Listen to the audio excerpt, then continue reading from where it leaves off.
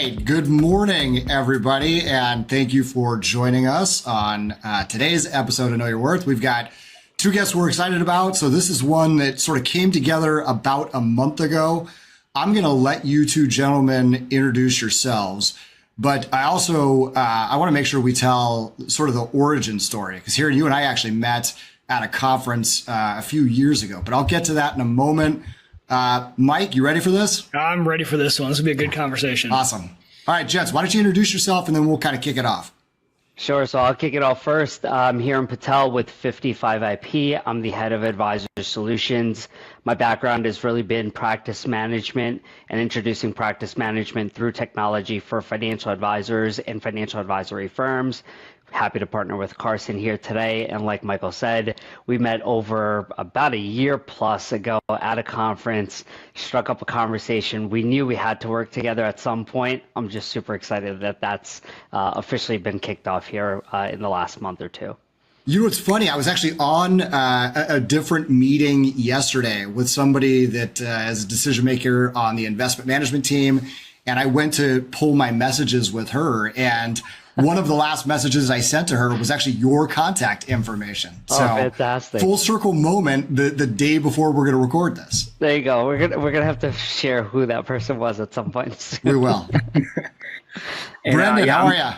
I'm good. How are you? Thanks again Good. for having us. Yeah, I'm Brendan Taylor. I'm vice president on our advisor success team. So I'm really the relationship manager for Carson for 55IP, and covering similar firms throughout the country.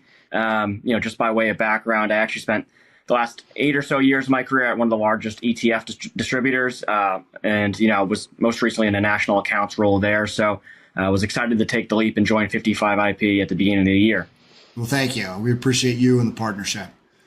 So we should level set a little bit. Today is maybe going to get a little bit more in the weeds. So Know Your Worth historically has been aimed at somebody that is new to M&A in the RIA or retail wealth space. So somebody that maybe is trying to learn some of the basic concepts, understand what is out there and why there's been such a frenzy in the market, and how maybe to contact an investment banker or how to start the process with an institutional buyer like Carson. But we have found that asset movement or relocation is one of the biggest pain points, which is why I think today's meeting makes so much sense. We're going to talk and get a little bit more technical on how to get client assets from point A to point B, and then also spend some time on some other features and things that 55IP does. So before we get into just the basic 55IP story, why don't we start with just M&A as a whole? So as we mentioned, and Hiren, as you and I talked about at that Schwab conference a few years back, there's a frenzy of activity. And I think 2021 is when most people sort of picked their head up and said, wow, something is here beyond just the initial aggregation that maybe they saw for the 10 years prior. There's a new level of velocity. We have certainly seen that at Carson, but I'm interested in the two of you. What is your take? What are you seeing? What does that mean for the industry at large? And just any more macro thoughts you have. Yeah, I'll start off. I think you're right? This moment feels a little bit different because it's not just the number of deals that we're seeing. It's actually like the strategic intent behind a lot of those deals. And so you brought up, 2021. Even if you go back further, I remember there's a Fidelity stat that says something like 2015, there was only 89 transactions on the RIA side. That same report, fast forward to last year, said that there was around 233 RIA transactions. So we're really no longer in this phase of M&A driven solely by advisors retiring or planning for succession.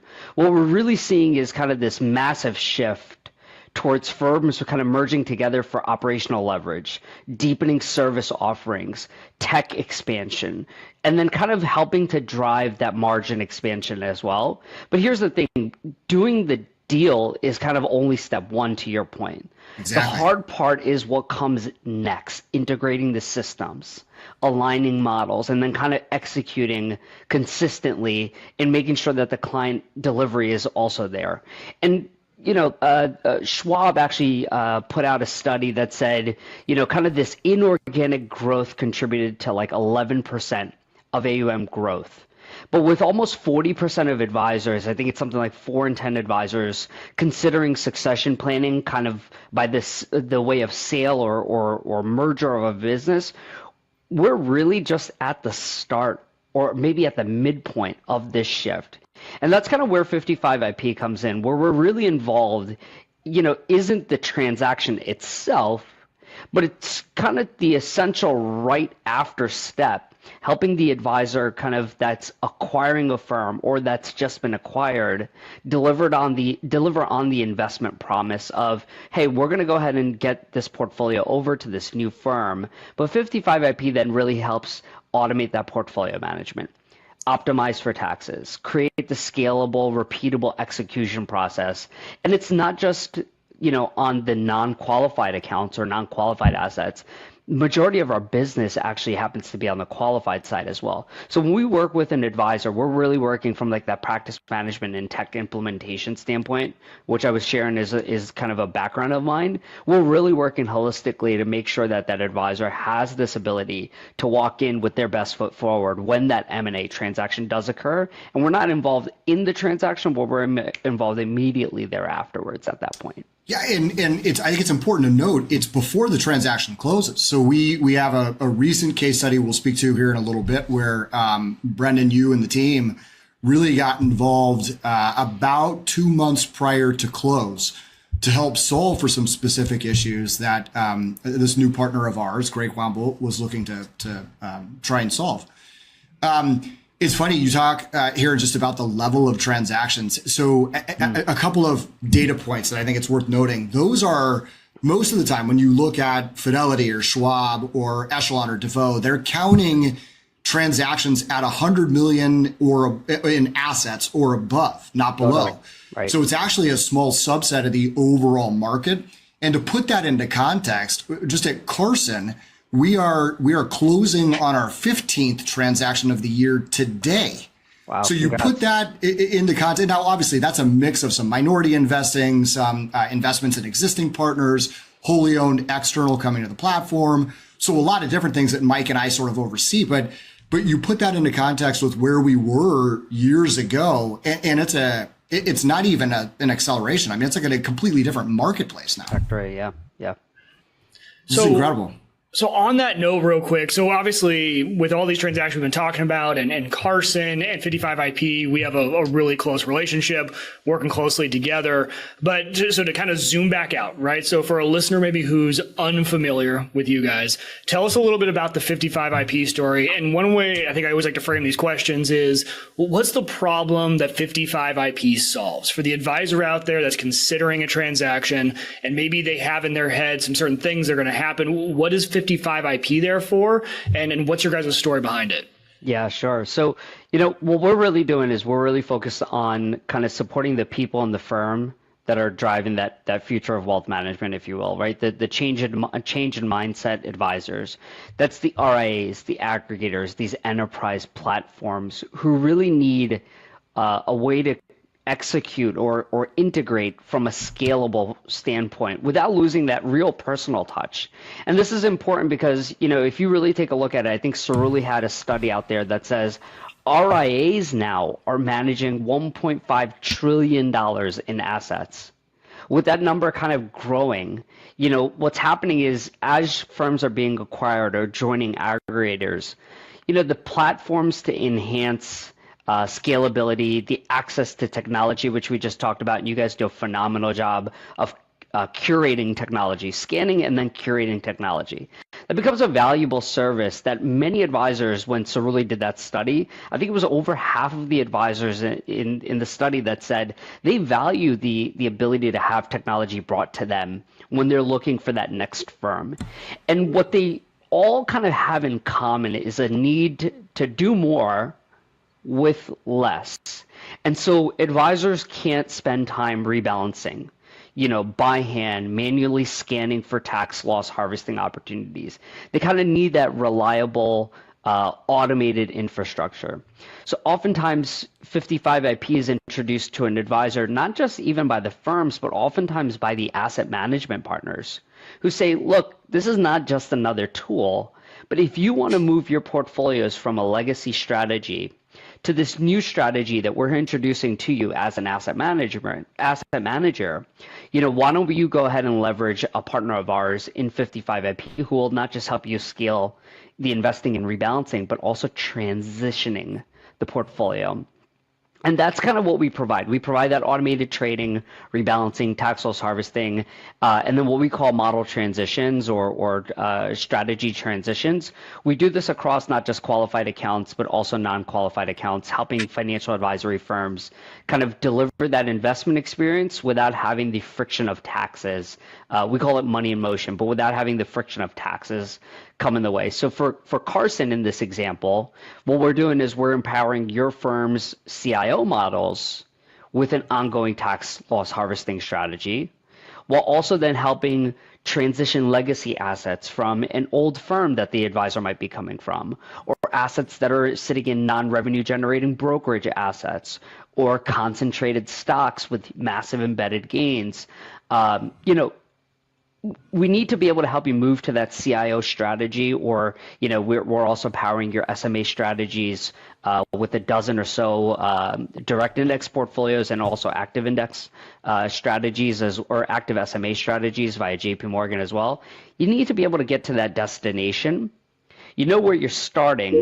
There's this journey that needs to go ahead and take flight. So that's what we're really helping. And our goal is really to ensure that when money goes into motion, we know capital gains can be realized. Our job is to help mitigate, taxes during that process. And that's what we've been really known for. But it's also where we really take ownership and pride in being able to help the advisor focus on the client and not have to focus on an Excel spreadsheet, if you will. I think the moment for me when we had the conversation where my eyes really opened up is you start thinking of use cases for it. Yeah. And I think if I were to explain it to somebody that maybe had very little experience in this, it's all right, we need to get assets from point A to point B.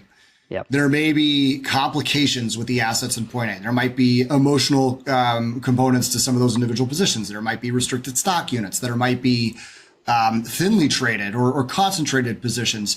We need to get them from here to here. We don't want to do it on day one because we don't want to blow a client out of a bunch of taxable gains positions or unrealized gains. We want to set essentially a budget over a period of time and have a technology piece direct index my way there or get me to that endpoint. Right. And when I first thought about it, to your sort of the sell or the way that you described it to me was, hey, listen, you have at Carson model portfolios that not every advisor, but a lot of advisors choose to use for that efficiency. And you need an easier way for them to get assets into that endpoint. And I thought, I was like, oh, this makes a lot of sense. But then you start thinking about it. It's not just that. It's an advisor maybe that is taking on a new client. And that client at wherever, at not JP Morgan, we can't say that, at Merrill Lynch, they need to get the assets from Merrill Lynch into the new account, and they need a process so to get the accounts over just in-kind positions and then get them invested into whatever their new model portfolio might look like. So there's use cases for this well beyond just the initial transaction or transition, I should say, after a transaction. Yeah. Brendan, anything that you want to add just from background or on how you've seen this impact a transaction? Yeah, no, I think when I'm talking to advisors, I'm talking about how basically if you're using 55 IP, you're offloading the operational, aspects of being a financial advisor to us. And that really allows them to, deepen relationships they have with current clients. Think about the great generational transfer of wealth, deepening relationships with your those next clients of your current, clients, finding new prospects or new leads and building out your book of business, or just, spending that time offering more holistic wealth planning services. So, I know we've talked a bit about Cerulli, and every Cerulli study you read talks about how high net worth individuals care more and more about how, their advisors are helping to mitigate their tax bills or to lower their tax bills. Well, that really plays into what we do best. So from a financial advisor's perspective, I do think that there's, giving us that responsibility really does allow them to free up their time and do what they do best. And then from, the perspective of home office, you bring us in as a conduit or a chassis for, moving assets from A to B, or again, you're in a legacy home office model that may not be available at your new firm. Well, how do you solve for that? And how do you, get that prospect over the hurdle of, hey, my clients might be, subject to a taxable event if I do move from, RAAA to Carson. Mm-hmm. So I think that's where we really solve a lot of the different problems in terms of, operational lift and really providing, sort of that balance that you need as an advisor. Yeah. Hiren, earlier we were talking about the tech platform and the way that Carson brings that curated list. I want to be very clear. Mike and I have absolutely nothing to do with that, and are in no way deserving of any sort of credit. That is Danny Fava, Jessica Golson, Sarah Stormberg. We have an amazing team that helps do this. I actually saw something from Sarah just last year when it was the list of things that they reviewed or put through a vendor review. It was like 78 different products or offerings or tech solutions. It's incredible. So we owe a lot to them. Yeah, absolutely. And they've been great partners of ours over the last couple of weeks and months leading up to the launch of our partnership here as well. So big kudos to those guys. You bet. All right, let's talk a little bit about trading and just how you guys are solving for operational pain. So you have worked with at least hundreds, probably thousands, if not tens of thousands of offices or RIAs as they have moved assets through a transaction, which is incredible, I think, in its own right. But how do you, just as a firm, how do the two of you and your team behind you maintain investment consistency without overwhelming your team? Yeah, I think the truth is, right, most advisors didn't become advisors because they fell in love with trading files and tax lots, right? It's just kind of something that happens to start piling up. It's something that happens to start piling up as you create scale. So when we talk to advisors, we always say, you have four main focus points. On the top half of your role, you're planning, with your clients. You're onboarding your prospects. And on the business side of the equation, right, kind of on the flip side, you're trying to create operational efficiencies within your business, and you're also trying to manage investments. So as RIAs kind of grow, complexity compounds, and you've got clients across custodians, and then you've got clients in different account types. You've got clients with different model portfolios, and doing this kind of manually all in silos happens to create manual complexity, but also is kind of creating this opportunity of errors also showing up in your day-to-day business.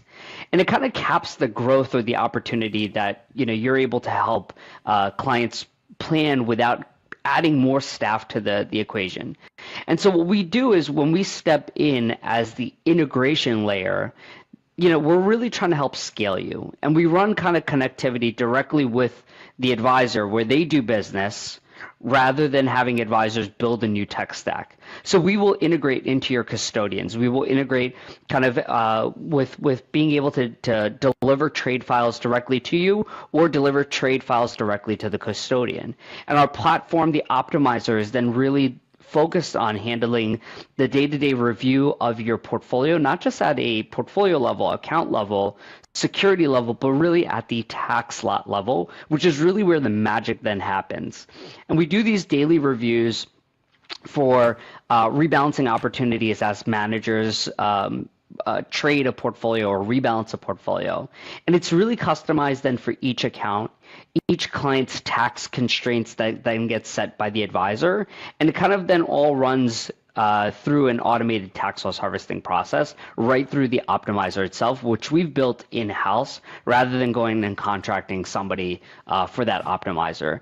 And on one side, this can kind of be what are we delivering, right? We can either be delivering, like I said, a strategy, like an off-the-shelf strategy, think like your target allocation portfolio from an asset manager. On the other side of the equation, You might have somebody with the complete opposite needs, which is, can we do a fully customized Repus PM strategy, or as Brendan said, Carson's firm CIO strategy? Or it can kind of be this combination of a co-built strategy where we work with an asset manager who works with the client, builds a strategy, and provides that strategy to 55IP. They sometimes subsidize that cost of 55IP.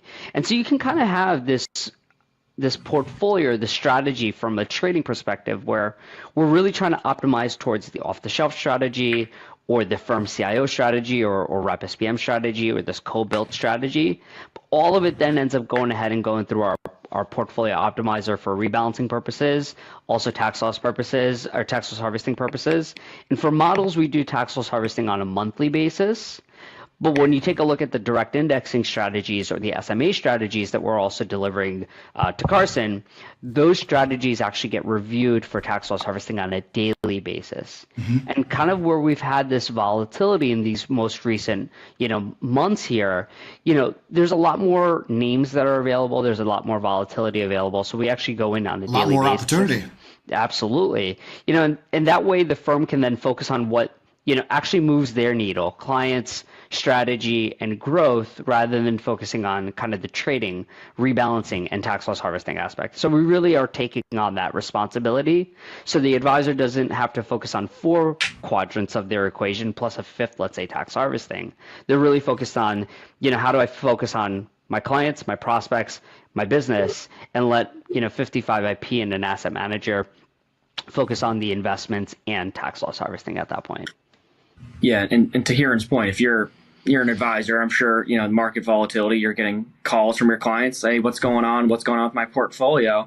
Well, this is almost another way in which you can say, hey, look, we've partnered with 55IP, we've partnered with JP Morgan, we've using the Carson House View models powered by 55IP, and you're really able to take advantage of that market volatility to say, this is an opportunity for us to bank losses against future gains, or this is an opportunity for us to the old analogy, buy Coke and sell Pepsi and get like for like exposure.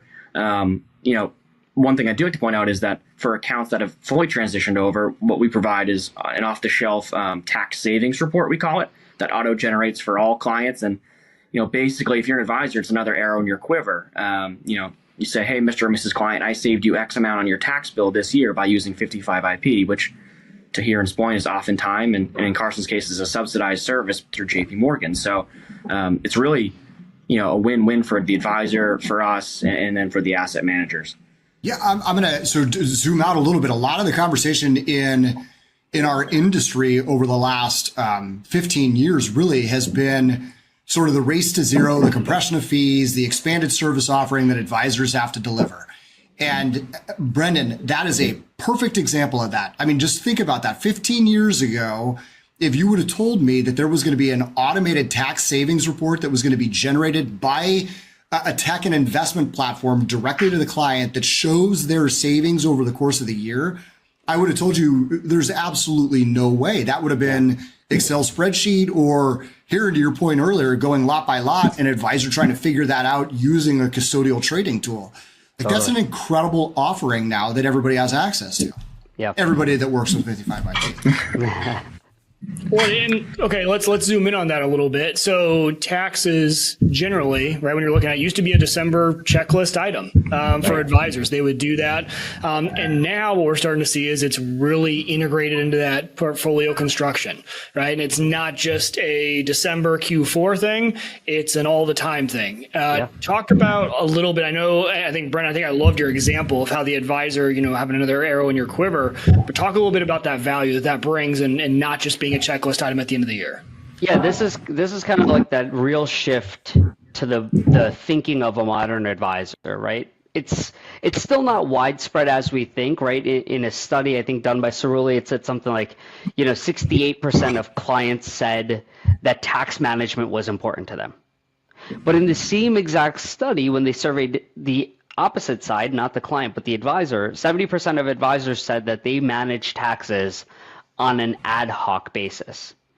And when we have these market volatility periods, automated kind of continuous tax lots become a very powerful driver of returns or alpha or benefits, we call them savings, it's no longer just an efficiency play. It's a competitive edge and a trust builder as well. And for those high net worth or ultra high net worth clients, they're not looking for a passive strategy about taxes. They expect kind of their advisor to treat tax planning as a core service, which is not just in Cerulli, we've seen it in other studies across the industry. And for them, it's not just about saving money, it's also about maximizing kind of that after-tax wealth outcomes and aligning with their broader estate goals, charitable goals. And when you have strategies like direct indexing, where you can have a real opportunity to create generational wealth or expand generational wealth, there's a lot more that can be done with it versus just loss harvesting for the sake of loss harvesting. JP Morgan and the team there that actually run these indexing strategies put out white papers continuously and stress tests not just the portfolio but also create use cases, as we've been talking about, that actually show that there is an opportunity for us to leverage the gains or losses outside of an IVV or a VOO, and actually buying the actual index itself creates a lot more better outcomes. So for our tax management approach on even the Carson CIO models, we'll rebalance that portfolio as the CIO office makes an update. But in the months where they're not making updates, 55IP will go and try to do a tax harvesting event, right? Let's be opportunistic about it. If out of the 12 months, 4 months, the portfolio gets an update and the other 8 months, nothing is happening, well, let us go in and seek an opportunity for a tax harvest event. And kind of on the direct indexing side, that daily approach, in a period like 2025, we've kind of seen unprecedented activity with the markets kind of pulling back and then returning right back. No kidding. Yeah, to all-time highs. If you took, an advance on kind of tax harvesting in Q1 2025, which is I think the statistic that's available for the JP Morgan strategy. Q1, the strategy in a single quarter returned 66 basis points in tax alpha. Or if you look at a year like 2022, when every single month was negative from the prior month, that same strategy found 27 tax harvesting opportunities based on a composite, potentially 27 opportunities based on a composite. So really, the question starts to become like, and we'll soon see what happened in April and May of this year when the numbers get released soon. But really, the opportunity becomes, sure, we can ride the wave of the market, but when that volatility is available, how do we take advantage of it, right? And so for us, our platform kind of runs a daily scan for harvesting opportunity or a monthly scan for harvesting opportunities. It accounts for wash sale violations. You don't have to do that, right? It tracks clients' tax budgets. You don't have to do that. Rebalances the portfolio when an asset manager says to rebalance it, so you're not delayed and then doing trade corrections. We're really not disrupting the strategy. It's just, how do we create a tax smart approach? It's the story that the advisor then gets to tell, to Brendan's point, the arrow in the quiver. It's the story that the advisor then gets to tell their client when they meet, and it gives that advisor an opportunity to sit at the tax table, if you will, to be a trusted advisor in that holistic conversation rather than just the accountant at that point as well. And Mike, you talked about how, typically it's a Q4 activity for tax loss harvesting. If you think about it logically, that's really not the best time to do tax loss harvesting. You're limiting yourself to only 3 or so months. And let's face it, after Thanksgiving and Christmas and all the holidays there, it's really personally a busy time for everybody. So, if you're really able to spread that tax loss harvesting story out over the entire 12 months, you're just, setting yourself up for a better outcome at the end of the year. And again, it's another way in which that advisor can deliver their value to the client, saying, hey, I'm not just waiting till, September, October to start doing this. I'm starting in January, and we're going to figure out a plan to get, you out of that embedded, stock position or whatever the situation may be. Well, it seems to me like you guys have done so well. There's this 2 layers of value. And I think when a lot of advisors are thinking about making a change, they're looking at what is the value to me in my operational, my day-to-day, to me as the advisor, right? What benefits do I see?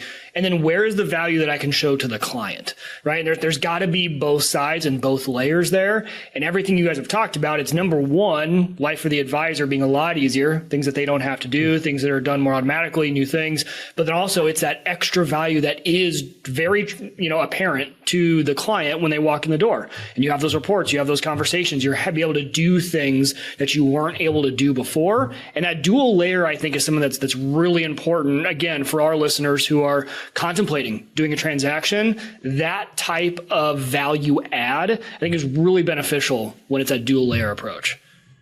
Yeah, I totally agree, Mike. I was also hearing the conversation around historically tax planning being a fourth quarter activity. In the case that she listens to this, Debbie Taylor is freaking out right now. So let's, at Carson, we found that historically to be true as well. We brought on Debbie specifically to be our chief tax strategist. She leads office hours for all Carson advisors that are looking for help with advanced tax planning. Because I think there's still a subset of folks out there, even Mike, back me up on this. We have a conversation with an advisor. They ask about tax when they consider you as a partner. And you might go down the road. They might be thinking tax prep, not tax planning, or tax planning, not tax prep, 2 totally different things. Correct. But we, to be clear, brought Debbie in specifically as our chief tax strategist to make this a full-time event and to make this a year-round planning opportunity for advisors. And with the help of a firm like 55IP, that becomes a lot easier for the advisor that chooses to work with us. All right, let's get to a real life example. Sound good?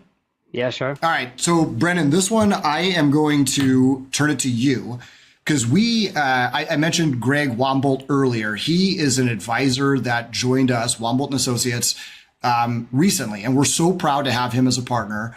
But he had concerns around getting assets from point A to point B. He has a really talented team internally. He thought he was going to sort of do things the same way he always had. And then through conversations, and I'd love to know how you guys got in touch, who made that introduction, but through conversations, this became a really powerful tool for him when he was having conversations, not just with his underlying clients, but also that G2 staff that was helping manage those assets. Yeah. So first and foremost, I think the benefit and the best thing about working with the Carson home office is there's been complete buy-in from, all different areas of the business. And, what we sort of asked for at the onset of the relationship was, it's easy for you guys to hear the story, but, how does that story get conveyed across the organization? And what are the different use cases for it? So what we really asked for was, the opportunity to meet with different folks on different teams. And one of the teams that we met with was this transition services team. And obviously their goal is, to work hand in hand with the business development folks that find those new advisors that want to, work with Carson, come over to Carson, and figure out, more of the logistic aspects of, how do we get those assets over to Carson? So, Hiren and I did a number of different webcasts or webinars with different teams. And I think that really led to this opportunity where, Wombolt and Associates, that team was, right on the cusp of joining joining Carson. And Hiren and I were able to join call it in the 7th inning. They're pretty close and they're pretty comfortable joining Carson, but still a couple of hurdles to jump through, and really talked about the idea of the destination and the journeys, as Hiren likes to say. So you're in those legacy portfolios. How do you get to the Carson house view models, or how do you get to those JP Morgan SMAs in a tax neutral or a tax efficient way? So really telling that story of using 55IP as the conduit to do that. And to your point, I don't think that's what they were originally envisioning. I think they were comfortable doing it themselves or using, some of the tools that Carson had available that weren't really specific to that, that migration of assets. But I think what really happened in that meeting was showing the value of, hey, one, I can automate and, scale my business by outsourcing a lot of that operational lift to 55IP. But two, it's really comforting knowing that I don't have to subject my current clients to a ton of change or to a ton of taxable events or negative taxable events, because as you guys both know, that's certainly a hurdle for firms moving over from one firm to another. Yeah. Well, the one thing that I'll add to that is, clients really don't care about a new firm, right? As long as that advisor is staying. And secondly, they want to know that when that advisor is making the business decision to go from one firm to another firm, their assets are probably going to change from, let's say, one CIO strategy to another strategy. But the clients don't want that change that the advisor makes to, again, trigger taxes. Mm-hmm. And so clients aren't really paying for a logo. They're just looking for better outcomes, better confidence, better continuity. And, change really in this scenario should be invisible. The client experience needs to go smooth, shouldn't be shaky. But many firms kind of struggle with that to keep up with all the new during the change. So for advisors, and their clients, they're really looking for that advisor to essentially empower, the shift or a firm that's looking to do the acquisition, let's say, like you guys, you're really empowering that advisor, and making that acquisition kind of a better experience and more stable, which you guys just mentioned based on the recent acquisition. And our role is to essentially give the advisor the time, the tools, let them be present, let them be proactive and strategic with their clients on what the next step's going to be, to introduce them to what new strategies and what new has kind of been brought to the table. And for 55IP, we're just automating the entire backend, from tax-aware trading to portfolio implementation, the journey we talked about, or what we call transition.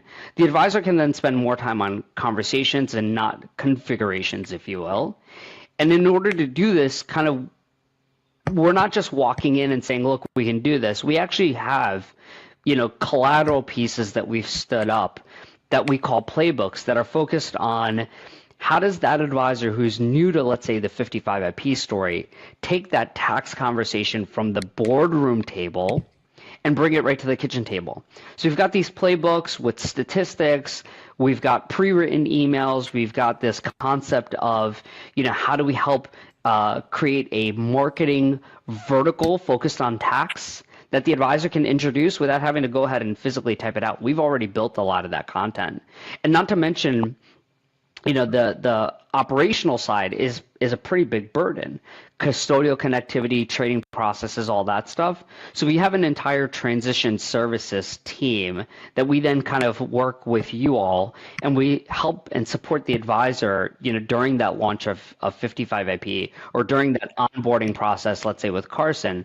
We really help the advisor with that transition services, so we can essentially move or onboard not just a single account or single, trade or single account submissions. We've got this thing called the multi-account assignment tool, where we actually help an advisor, on a single day, they can upload thousands of accounts. And it's all done with a defined tax strategy for every one of their clients. And we've really created this process over the last 3 or 4 years. Might have been silent, but we really have this process of transition services that we then bring to every advisor, whether they're joining 55IP or joining a firm that 55IP partners with. That's what we're really then helping to bring to the table, is not just the tech or not just the trading, but it's also kind of this lift in terms of human interaction from our end or collateral interaction from our end as well, to make the process just smoother and simpler for the advisor, yes, but really more so invisible, like I said, for the client at that point. Right. Yeah. And that's exactly what advisors are looking for when they go through a transaction like this, is how do I make this as easy a process as possible for my underlying clients? Like, how do I avoid retention issues? How do I avoid them feeling like this is something that's going to impact them negatively, and instead give them a reason to look for that lift that, Mike, you were talking about earlier? Yeah. All right, well, guys, we are up on time. Any final thoughts or points that you want to make just on 55IP or the M&A marketplace as a whole before we conclude today's episode? No, I would just say like, sorry, Brendan, I would just say like if we're thinking 3, 5 years out, despite all the noise, I don't think I've been more bullish, on the financial advisor profession than I've ever been. And I say this because, working as a practice management consultant, helping advisors integrate technology into their financial advisory business 15 years ago was a challenge when we were walking into the offices, knocking on doors, and telling an advisor, let's do practice management through technology. The mental shift has completely changed, and advisors are now welcoming technology with open arms. And not to mention, I think Cerulli projects that over 35% of financial advisors will actually retire in the next decade or so, kind of putting trillions into motion. So you've got this mindset shift. You've also got this catalyst of kind of a shift in demographics, if you will. But I think DeVoe said this, that 4 in 10 or 40% of advisors have a succession plan. 60% of advisors don't. So the future kind of belongs to firms that 40% too, that's them saying they have a succession plan. That is very different than having a written succession plan that your G2 can afford. Spot on, Michael. Yep. Totally. And really like that future belongs to a firm who can, help scale, help create efficiency with clients in mind. And we're, I think, witnessing kind of this rebirth of advisors more so as strategists, more so as consultants, someone who's going to lead their clients through uncertainties, help them build wealth intentionally, but really relying on technology to do the heavy lifting, if you will. And so for us at 55IP, I always tell advisors, never talk about 55IP. We're your silent partners in the room. We're making sure that the execution happens seamlessly so that the advisor, the firms, kind of like Carson, can do what they do best, grow, lead, and kind of transform the business from where it is today to where they believe it'll be in the next 5, 10, 15 years at that point. And I think that's why, this kind of collision of, like I said, the advisor demographic shifting, but also this mindset that's been reset, if you will, of allowing technology with open arms in the door. I think that's what's really going to go ahead and, like I said, help transform where our business goes in the next decade or so. Where a decade before, these conversations were probably not even happening at this point. Yeah.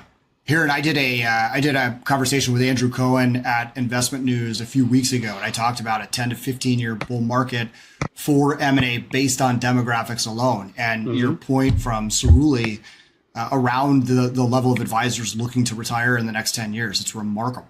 Crazy. And I stand by it. I mean, I think we've got a long way to go. We are very, very early innings here. Yeah.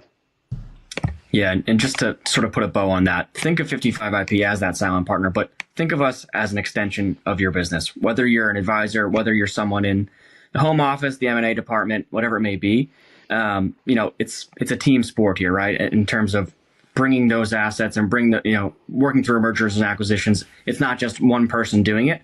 It's a number of different parties helping to achieve that goal. And again, think of 55IP if you want to bring us in for, those types of calls where we can, say, hey, here's a way to help you with a problem in terms of moving assets, from your existing, portfolios and your existing custodians to Carson.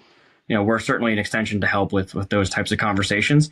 And as an advisor, we're here to help you all with that optimization and that scalability of your practice. So really goes hand in hand with what we do. Yeah. Well, thank you both for the partnership. We are so excited to have you both on platform and have you having those conversations, Brendan, like you did with Greg and the team. So really appreciate that and just the level of insight you guys brought. Mike, any final thoughts before we conclude? I'm just excited we're partners together in this, right? Because I agree with Brendan. It's fantastic when we have that conversation, and it's a team sport. I love that. Yeah. All right. Well, thanks for joining us today, guys. And for listeners, we will be back in a month with a new guest. Mike and I have some fun ones to announce. So thanks for joining us today. Thanks, Vince. Thanks, everybody.